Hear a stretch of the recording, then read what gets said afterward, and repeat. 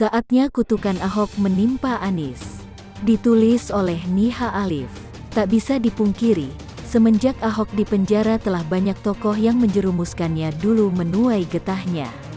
Tak hanya sosok Buniyani saja, tapi ormas-ormas ekstremis semacam HTI dan FPI satu persatu dibubarkan. Terlebih lagi ex-ormas FPI yang menjadi musuh utama Ahok menerima pukulan yang sangat telak.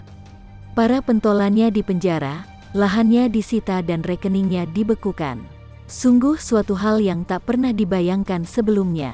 Hingga kini rasanya kutukan Ahok tak berhenti hingga menyasar mereka yang di DKI. Diawali dengan ujian TWK yang membuat sepupu Anies, yakni Novel Baswedan, gagal hingga dipecat. KPK rasanya mulai berani menindak satu persatu kasus di ibu kota. Dimulai dengan kasus pengadaan lahan rumah DP 0 rupiah yang menyeret pejabat-pejabat penting. Tentu saja ini merupakan pukulan telak karena DKI sendiri ternyata memiliki KPK DKI yang sangat mandul. Bagaimana mau mengusut kasus lahan DP 0 rupiah kalau yang mengangkat dan memilih adalah gubernur ibu kota? Beda dengan KPK sesungguhnya yang melalui seleksi ketat di DPR.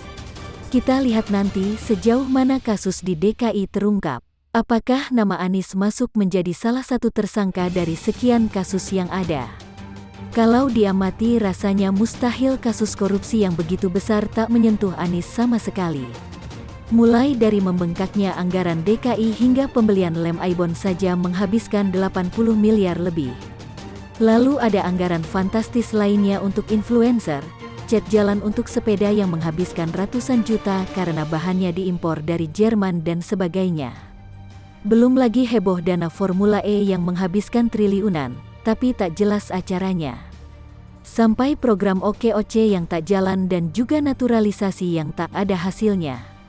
Termasuk pengadaan sumur resapan yang jauh dari target. Perlu juga diusut proyek-proyek tak jelas seperti bambu getah-getih, batu brojong, bongkar pasang atap JPO, jembatan kerang, monumen sepeda hingga proyek pengecatan atap rumah warna-warni. Terlalu janggal rasanya kalau Anies tak ikut terlibat bermain anggaran. Apalagi desas-desus yang menyatakan ia menerima rumah mewah dari salah satu pengembang. Dalam perjalanannya, Anies memang tak konsisten menolak reklamasi seperti yang ia janjikan dulu. Justru di eranya para pengembang reklamasi bebas mendapat izin tanpa harus memberi retribusi ke APBD. Sangat beda jauh dengan era Ahok yang jujur dan transparan.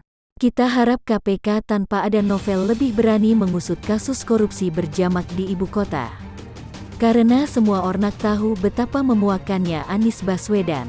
Saat pandemi corona, bukannya menggratiskan masker dan swab seperti Surabaya, justru harga jual masker di markup. Anies juga tanpa malu meminta bantuan pusat untuk bansos warga DKI. Padahal ia juga yang membuat PSBB terus-menerus di sana. Sebaliknya jika ada demo di ibu kota yang menyudutkan pemerintah, Anies tampil terdepan untuk membantu para perusuh. Seakan urat malunya putus ketika minta dana bansos ke pusat. Semoga saja kutukan Ahok segera menjerat Anies. Setelah Rizik tertangkap dan ustadz-ustadz kadrun yang dulu membencinya kena sertifikasi dan terancam tak bisa ceramah, giliran Anies yang akan menuai karmanya. Kalau bisa tak perlu ada nama Anies lagi di lembaga survei Capres. Termasuk Prabowo yang saat ini tersandung kasus alutsista. Saatnya orang seperti Ganjar, Risma dan mereka yang tulus membangun negeri yang menjadi kandidat Capres dan Cawapres. Kalau kutukan Ahok menghabiskan mereka sebelum pemilu nanti, Indonesia dipastikan selangkah menjadi negara maju. Biarlah Anies menuai satu persatu perbuatannya setekah sepupunya tak lagi di KPK. Mau bukti kasusnya dilenyapkan sekalipun, tetap tak menghalangi pengusutan lebih jauh. Justru penangkapan Anies oleh KPK akan memulihkan marwah ketua KPK yang sering difitnah dan dihujat Novel. Bahwa justru dengan adanya Novel maka korupsi besar yang dilakukan sepupunya tak terendus. Maka kalau tiba-tiba Anies tak lama lagi ditetapkan sebagai tersangka, ini jelas menguatkan dugaan adanya penutupan keterlibatannya oleh geng Novel. Berita adanya maklar kasus di KPK nyatanya juga dilakukan oleh mereka yang berlagak sok pahlawan. Anies tanpa novel akan lebih mudah diberangus. Cepat atau lambat, ia akan menyusul para pentolan ex-FPI yang sama-sama memiliki misi menjungkalkan Ahok dengan segala cara. Ahok memberikan pencerahan vonis 2 tahun, Rizik buat kericuhan, vonis 8 bulan. Oh iya, sudah lama tidak bahas si Rizik. Raja drama dan raja lari dari masalah ini ternyata sudah mendekati kisah akhir dari petualangan panjang dirinya dan FPI. Kelompok radikal berkedok agama itu telah dianggap setara dengan PKI dan organisasi masyarakat lainnya yang dilarang di bumi Nusantara ini.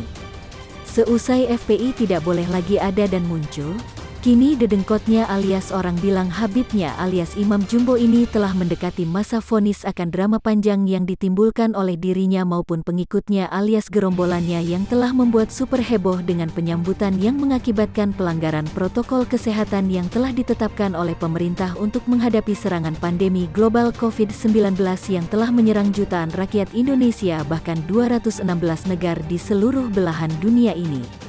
Ya, akhirnya, Majelis Hakim Pengadilan Negeri Jakarta Timur memvonis Rizik Syihab dengan pidana penjara 8 bulan dalam kasus dugaan pelanggaran kekarantinaan kesehatan di Petamburan, Jakarta Pusat, plus vonis denda 20 juta rupiah dalam kasus kerumunan di Megamendung, Kabupaten Bogor.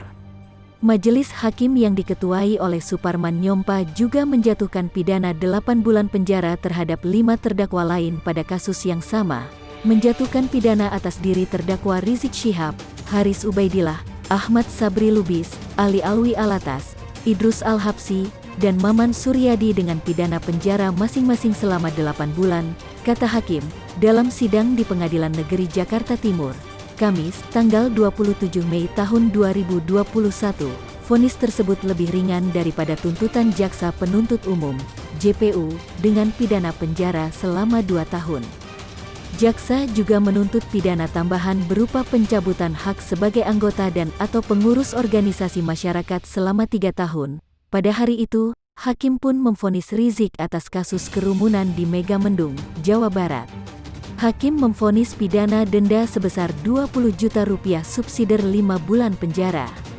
Putusan ini lebih rendah dibanding tuntutan dari Jaksa Penuntut Umum yang meminta Rizik dihukum pidana penjara selama 10 bulan dan denda 50 juta rupiah subsidiar 3 bulan kurungan. Dalam putusan hakim tersebut, mereka dinyatakan melanggar pasal 93 UU nomor 6 tahun 2018 tentang kekarantinaan kesehatan junto pasal 55 ayat 1 pertama KUHP. Pasal tersebut merupakan dakwaan alternatif ketiga.